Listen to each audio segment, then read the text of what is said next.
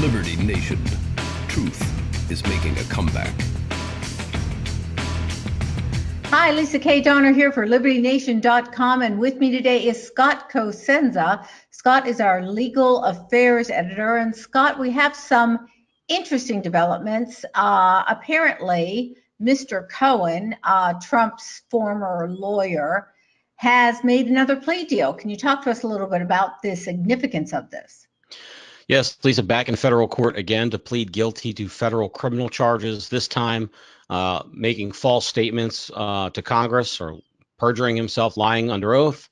And the significance will be borne out in the weeks and months ahead.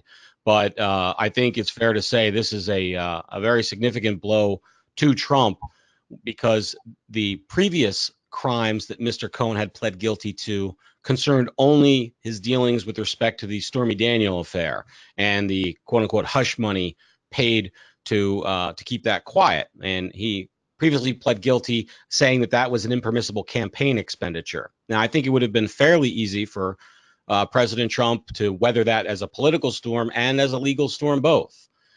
This is a bit more significant, though, what we have today.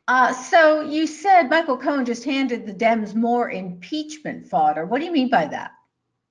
Well, I think he handed them impeachment fodder, Lisa, by giving them material that they can use to sort of sell the furtherance of this Russia collusion narrative.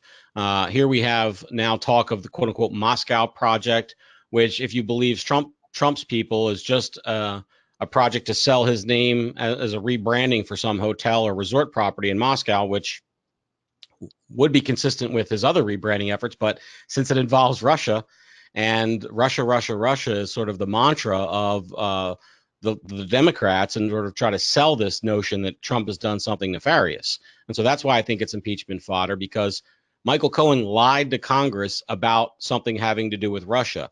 Therefore, it opens up the possibility that he colluded with Donald Trump to lie about that.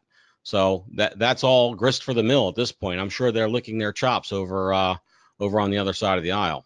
So are we looking at a guy who's just rolling over and ready to sing?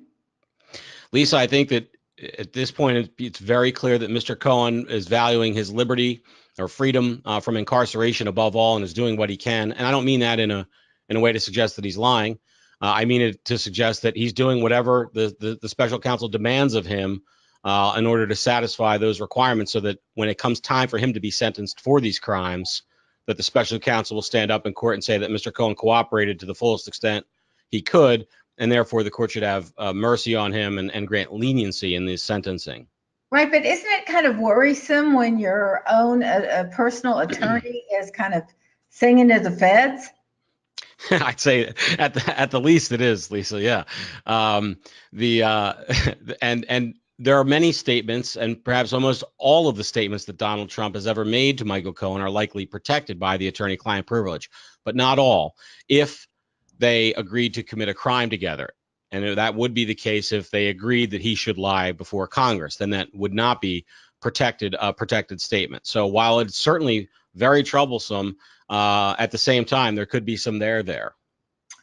Well, I don't see Donald Trump shaking in his boots, but this isn't a great development, I would think, for him personally. Any other thoughts on this, Scott?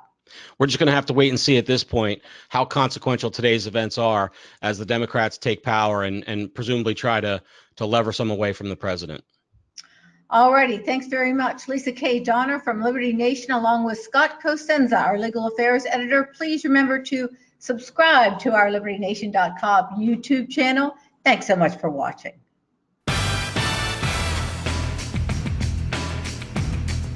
Visit us at LibertyNation.com.